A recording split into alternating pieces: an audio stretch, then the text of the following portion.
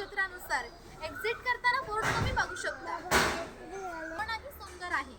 इथे गुहा आहे. गुहा काळाचे प्रतीक आहे. गुहेच्या अलीकडे आहे वर्तमान काळ, तर गुहेच्या पलीकडे आहे 500 वर्षापूर्वीचा भूतकाळ. तर इथून पुढे पाहणार आहोत 500 वर्षापूर्वी कोकणी माणसे कशी राहत होती, त्यांची ग्रामरचना, समाजरचना, खाद्य संस्कृती, परंपरा कशा होत्या त्या पुढे पाहणार आहोत. गुहेतून येताना दाखवून या.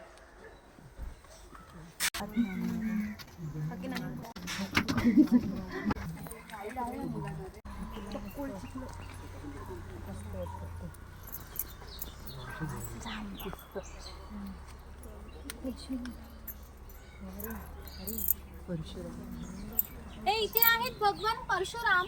आपल्या पुराणात उल्लेख आलेला आहे की हजारो वर्षांपूर्वी भगवान परशुराम होऊन गेले. त्यांनी संपूर्ण पृथ्वी जिंकून घेतली आणि जिंकून घेतलेली संपूर्ण पृथ्वी त्यांनी दान केली. आणि दान केलेली कोणतीही गोष्ट आपण स्वतःसाठी वापरत नाही, परंतु यांना राहण्यासाठी भूमी आवश्यक होती. आज आपण ज्या ठिकाणी उभे आहोत त्या ठिकाणी हजारो वर्षांपूर्वी समुद्र होता. त्याच्याशी त्यांनी युद्ध केले व 40-50 किलोमीटर पाठीमागे ढकलले व ह्या ठिकाणी सुंदर अशा कोकण प्रदेशाची निर्मिती केली. म्हणून या भूमीला परशुराम भूमी असे म्हणतात.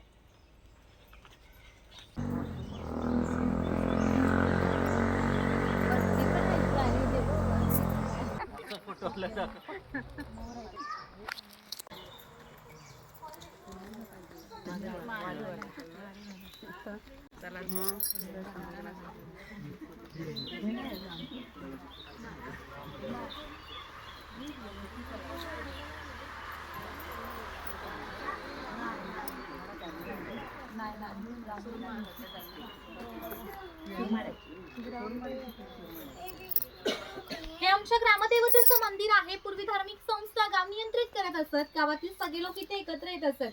जर गावातील 2 व्यक्तींची भांडणे झाली तर सगळा गाव एकत्र येऊन गावप्रमुख न्यायदान करीत असे. आणखीन एक महत्त्वाचं वैशिष्ट्य म्हणजे जगभर अशी प्रथा आहे की प्रत्येक जाती धर्माचे लोक आपापल्या देवाकडे जातात व देवाचं दर्शन घेतात. तसंच आपण कोकणी माणसं सुद्धा वर्षभर देवळात जाऊन देवाचं दर्शन घेतो. पण जेव्हा शिमग्याचा सण येतो तेव्हा हाच देव पालखीमध्ये बसून प्रत्येकाच्या घरोघरी नेला जातो. म्हणजे कोकणी माणूस आणि देव यांचं नातं इतके जवळचं आहे की आमचं त्याच्याकडे येणं जाणं असतं. आणि या देवीचं नाव आहे वाघसाई. हे नाव मी जाणीवपूर्वकच ठेवलंय. असं म्हणतात की ज्या निसर्गात वाघ आहे तो निसर्ग समृद्ध असतो. 500 वर्षापूर्वीचा निसर्ग सुद्धा असाच समृद्ध होता. त्याला आमच्या भावविश्वामध्ये देवत्वाचं स्थान आहे. आपण कोकणी माणसं वड, पिंपळ, साप, नद्याची पूजा करतो. म्हणजेच आपण निसर्ग पूजक माणसे आहोत. म्हणून या देवीचं नाव सुद्धा निसर्गाशी संबंधित असंच ठेवले वाघसाई. इथे काही पारंपरिक वाद्य आहेत. लाकडी ढोल आहेत, मातीचे ताशे आहेत. त्यांचा खालील भाग मातीचा बनवलाय. हे ताशे 110 वर्षापूर्वीचे जुने आहेत. ही वाद्य वाजवणारे जर कसबी असतील तर यांचा आवाज 1 ते 2 किलोमीटर पर्यंत लांब जात असे. पूर्वी यांचा वापर संदेश वहन आणि धार्मिक कार्यामध्ये केला जात असे.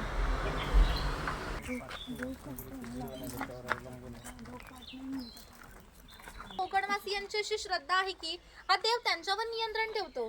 म्हणून याला शिमग्याच्या बळी गाराणे घातले जाते, तसेच पशुबळी दिले जातात. इथे वीरगळ आहे. सैन्यामध्ये शहीद झालेल्या लोकांचं प्रतीक चिन्ह.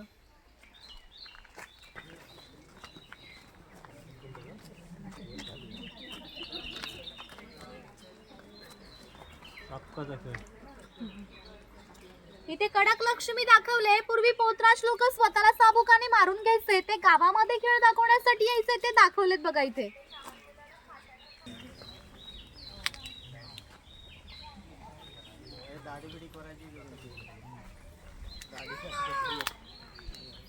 हा कोळी समाज आहे. कोळी समाजाची लोक समुद्राच्या इतकी सवय राहतात की समुद्राच्या भरतीचे पाणी त्यांच्या घराला लागून जाते. तरी लोक एवढी छोटी होडी घेऊन समुद्रामध्ये 8-10 तास मासेमारी करतात. कधी कधी समुद्राच्या उसळणाऱ्या लाटाही त्यांच्या होडीपेक्षा मोठ्या असतात. तरी लोक आपली होडी कुशलतेने वल्ला.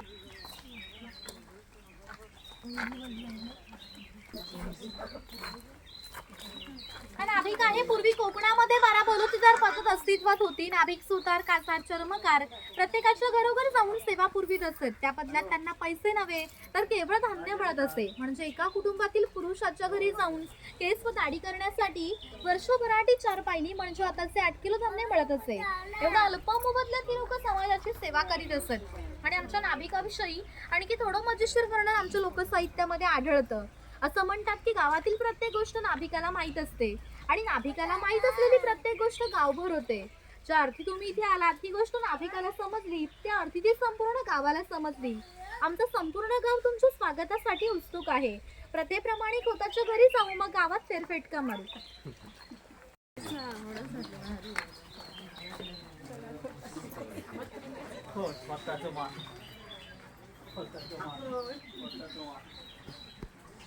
हे खोता सरोवर आहे राधासर गावातील थेट प्रतिनिधी म्हणजे खोत. धार्मिक व राजकीय बाबतीत पहिला मान हा खोताचा असे. खोत हा गावचा प्रमुख असे. गावात न्यायदान करणे, महसूल गोळा करणे, कायदा व सुव्यवस्था सांभाळणे ही कामे खोताची असत.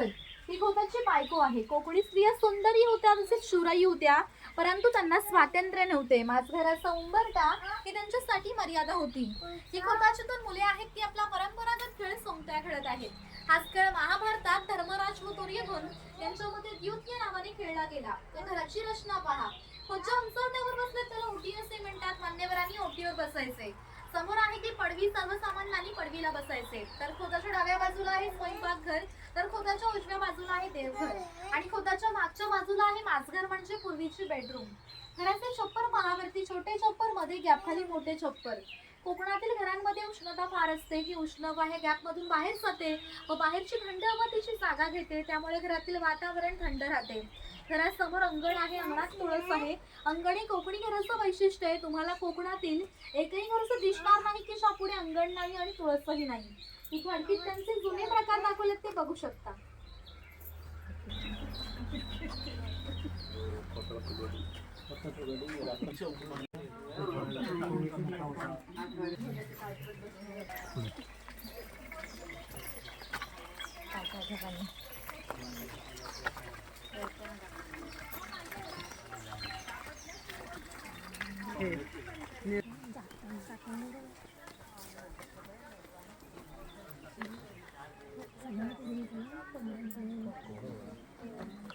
हा इथे शेतकरी आहे. याचं गवताचं घर आणि याच्या पुऱ्या कपड्यांवर जाऊ नका. त्याचं पूर्वी जसं घर होतं तसंच घर आम्ही इथे उभारलं आहे. हिची पेटलेली चूल दिसते, तिला कोकणी भाषेमध्ये पिरसा असे म्हणतात. कारण घरामध्ये पूर्वी लायटर किंवा माचीस नव्हती. शेतकऱ्याच्या बायकोला जेव्हा स्वयंपाक करायचा असे तेव्हा ती स्वयंपाक घरातील चूल पेटवीत असे. जर हा विस्तव विझाला तर घरात दोन गारगोट्या ठेवलेल्या असत. ते एकमेकांवर घासून हा विस्तव केला जात असे. ही शेतकऱ्याची बायको आहे, ती शेतकऱ्याची मुलगी आहे. हा पाळणा शेतकऱ्याच्या घरात कायमस्वरूपी टांगून ठेवलेला आहे. हे उसल आहे. पूर्वी याचा वापर कपडे सुकत घालण्यासाठी केला जायचा आणि घरामध्ये गौरी गणपतीचा सण दाखवलाय बघा.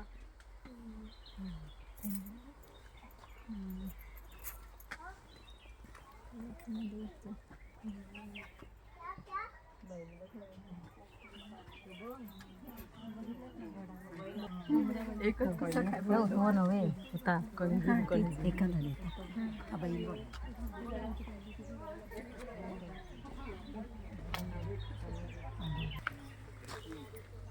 इथे कुंभार आहे. मातीशी संबंधित सर्व कामे कुंभार करीत असे. हे सफेद रंगाचा मडका आहे ते माडीकाडेचं मडका आहे. कोकणामध्ये नारळाची झाडं मोठ्या प्रमाणात असतात. त्यांना नारळ येण्याआधी पोळ येते, तिला आडवा काप दिला जातो व बाजूने विशिष्ट प्रकारचा झाडपाला लावला जातो. तो झाडपाला आतील माडी शोषून घेतो व ही थेंबथेंब करणे माडी मडके वरचेवर लावून त्यामध्ये साठवली जाते. काळाच्या ओघात त्याला बलुतेदारांचे व्यवसाय नष्ट झाले, परंतु माडीकाड्याचा व्यवसाय अजूनही व्यवस्थित सुरू आहे.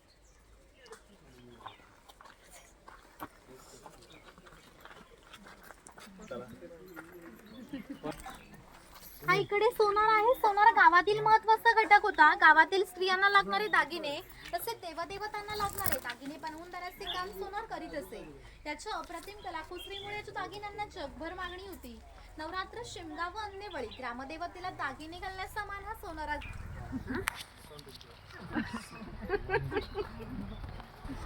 पाणी आहे. सौंदराजापूर दाभोळ या कोकणातील बंदरांना 5000 वर्षांपूर्वीचा इतिहास आहे. त्या बंदरांमधूनच भारतीय व्यापाराने जगाशी व्यापार केला. येथून रचणाऱ्या वस्तूंमध्ये हस्तकौशल्याच्या वस्तू, शंख, शिंपले, तलन, कापड इत्यादी वस्तूंच्या निर्यात हा वाणी करीत होता. त्या बदल्यात संपूर्ण जगातून भारतात सोने येत होते. म्हणजे भारताने जे सुवर्णिक अनुभवले त्याचे प्रवेशद्वार कोकणची प्रमुख बंदरे होती.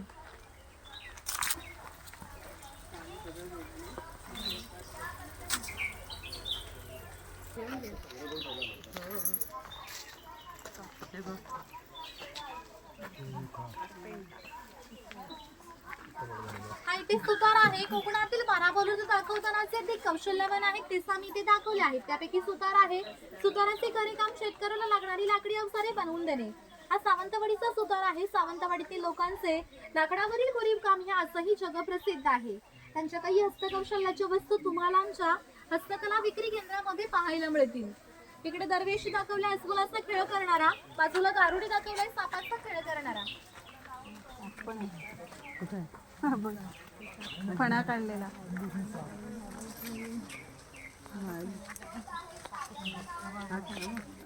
बरेचसे लोक सैन्यामध्ये होते. त्यांना लागणारे लोखंडी ढाली व तलवारी बनवून देण्याचे काम हा लोहार करीत असे. आणि असे वैशिष्ट्य म्हणजे काहीशे वर्षांपूर्वीच्या जुन्या तलवारी व ढाली मराठा खोत यांच्याकडे आहेत. त्यांना अजूनही गणसा आलेली नाही. त्यांची दरदसऱ्याला पूजा केली जाते. आपण येतो आपल्याबरोबर. हा तेली आहे. हा तेलाचा भाणा आहे. याला खुंट असे म्हणतात.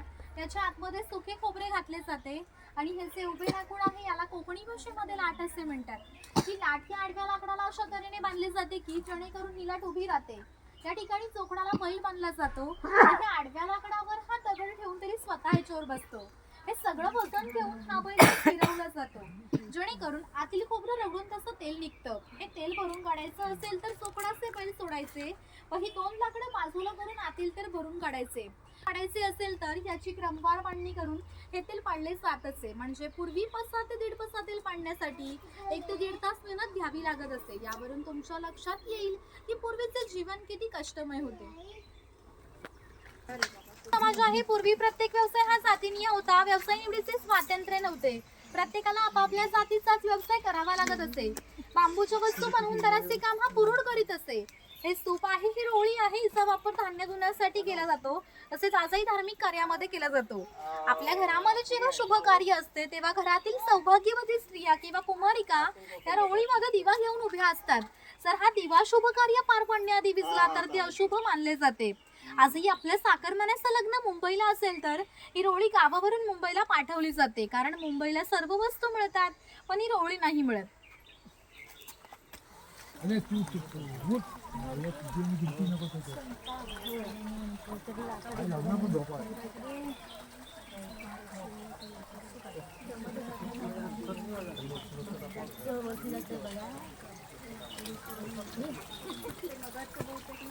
हे स्वयंपाकघर आहे. पूर्वी घरामध्ये दगडमातीच्या वस्तू असत. ते जातणीसारखं दिसते त्याला गिरट असे म्हणतात. जातणीमध्ये धान्य जळून निघतं तर गिरटामध्ये भात घातला जातो व अख्खा तांदूळ बाजूला होऊन कोंडा बाजूला होतो. हे मोदक पात्र आहे म्हणजे कोकणी कुकर. हे पुरण यंत्र आहे. याच्या आतमध्ये शिजलेली डाळ घातली जाते व हे 2 रॉड उलट सुलट फिरवून आधी डाळ वाटून निघते. वाटलेली डाळ याच्या खाली पडते. तिच्याकडे पुरणपोळ्या केल्या जातात. हे शेवया काढायचं लाकडी यंत्र आहे. वरती चहाची किटली आहे. त्याच्या बाजूला जेवणाचा डब्बा आहे. वरती पाण्याचा तांबे आहे. खाली 3 डब्बे आहेत. बाजूने 2 चमचे आहेत. त्याने तो लॉक केलेला आहे. इथे दगडी उकळ आहे. पूर्वी याचा वापर भाताचे पोहे काढण्यासाठी करत. आणि घरामध्ये जुन्या काही वस्तू दाखवल्यात बघा पूर्वीच्या. तिथे लाकडी चमचे दाखवलेत बघा.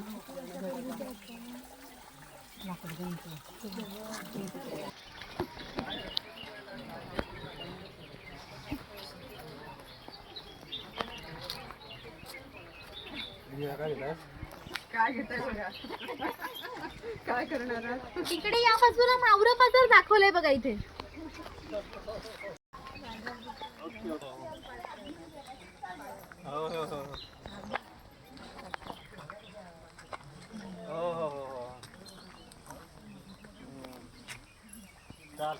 त्याप्रमाणे 12 बलुतेदार प्रत्येकाच्या घरोघर जाऊन सेवा पुरवीत असत. त्याप्रमाणे हा कासार या मुलीच्या घरी आला आहे. हे या मुलीचं घर आहे. या मुलींची लग्न वयाच्या 8व्या व 10व्या वर्षी होत असत. तोपर्यंत या मुलींना बांगड्या भरण्याचा कोणताही मोबदला त्या कासाराला मिळत नसे. ज्यावेळी या मुलीचं लग्न होई त्यावेळी मुलीचे वडील या कासाराला एक सोन्याचा दागिना देत असे. त्या व्यतिरिक्त त्या कासाराला कोणताही मोबदला मिळत नव्हता. म्हणजे हा कासार 8-10 वर्ष मुलींना मोफत बांगड्या देत होता. म्हणजे पूर्वीची समाज रचना ही एकमेकांच्या विश्वासावर आधारलेली होती. थोडक्यात 12 बलुतेदार आपला नफा किंवा तोट्याचा विचार न करता आपलं कर्तव्य म्हणून काम करीत होते.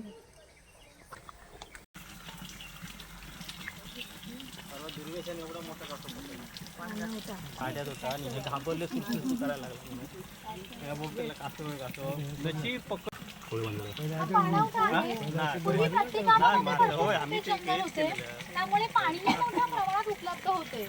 ज्या ठिकाणी उंचवट्यावर बारमाही पाणी असते त्या ठिकाणी धरणमार्फत हे पाणी प्रत्येकाच्या घरोघरी पाटाच्या साहाय्याने दिले जात असे. त्या पाण्यावर आमच्या नाळी पोकळीच्या बागा व उन्हाळी भातशेती होत असे. उन्हाळी भातशेतीला पाणी भरपूर प्रमाणात लागत होते, तेवढे पाणी प्रत्येक गावामध्ये उपलब्ध होते. ग्रामदेवतेनंतर पाणवठा असे एकमेव ठिकाण आहे की ज्या ठिकाणी सगळा गाव एकत्र येत होता. गावातील स्त्रिया पाणी भरण्यासाठीच होत्या, तसेच गुरख्यांसारखे व्यावसायिक गुरांना पाणी देण्यासाठीच होते. म्हणजे ग्रामीण जीवनाचं मध्यवर्ती केंद्र पाणवठा होतं आणि वरती खवले मांजर दाखवले बघा.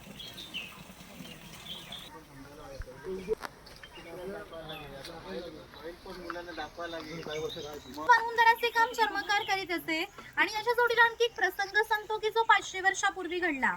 इथून 80 किलोमीटर मार्लेश्वर नावाचं देवस्थान आहे. त्या ठिकाणी एका पर्वतात एक मोठी गुहा आहे. आणखी एक महत्वाचं वैशिष्ट्य म्हणजे त्या गुहेमध्ये अजूनही जिवंत साप आहेत. पूर्वी मार्लेश्वर देव एका गावामध्ये राहत होते. त्या गावातील लोक वाईट मार्गाने वागू लागले, त्यामुळे शंकरांचे पावित्र्य हे कमी होऊ लागले. हे शंकरांना मान्य होणे शक्य नव्हते, म्हणून त्यांनी गाव सोडून जाण्याचा निर्णय घेतला व मकर संधीच्या आदल्या रात्री शंकर गावाबाहेर पडले. गावाबाहेर या चर्मकाराचे घर होते. चर्मकार गरीब नीतिवान पण श्रद्धाळू होता. शंकरांनी कोणत्याही जातीपातीचा विचार न करता चर्मकाराला मशाल दाखवण्याची विनंती केली व चर्मकाराने सुद्धा अतिथी देवभव समजून मशाल दाखवण्यास सुरुवात केली. व आज ज्या ठिकाणी मार्लेश्वर हे देवस्थान आहे त्या ठिकाणी आल्यावर शंकरांनी आपले खरे रूप प्रकट केले व चर्मकारास दर्शन दिले व त्यास सांगितले यापुढे मी इथेच राहणार आहे. या गोष्टीला जवळजवळ 500 वर्ष होऊन गेली, परंतु आजही संक्रांतीला शंकरांची मूळ गावातून पालखी निघते. तिला मशाल दाखवण्याचे काम चर्मकाराचा आजचा वंशज करतो.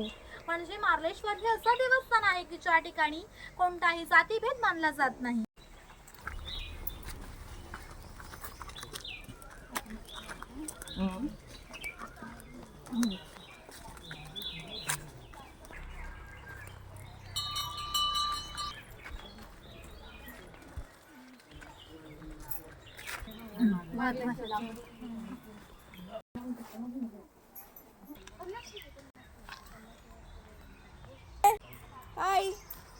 पर्यंत असते. त्या साऱ्यांची विक्री करायचे म्हटले तर काही लाखात जाते. इतक्या त्यांना संपत्तीचा मालक धनगर होता आणि याची राहणीमान साधी होती. इथे बकरीची गोटी आहे जंगली श्वापदांपासून संरक्षण करण्यासाठी इतक्या उंचावर बांधलेली आहे. तिच्या केलेला पहिला त्या पटीमधून खाली पडतो आणि त्या छपराची रचना जरी उघडतोपड दिसली तरी कितीही पाऊस पडला तरी आतमध्ये पाणी जात नाही.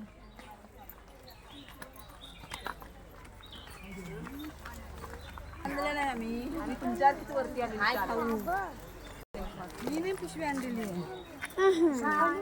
खोडापासून कात तयार केला जातो. तो पानामध्ये खातात तो कात. हा वेल वेगळा आहे झाडाच्या आतल्या खोडापासून.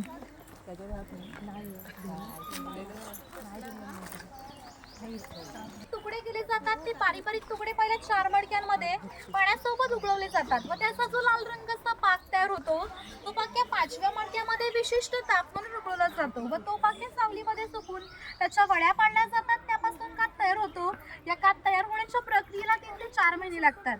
इथे मचाणांचा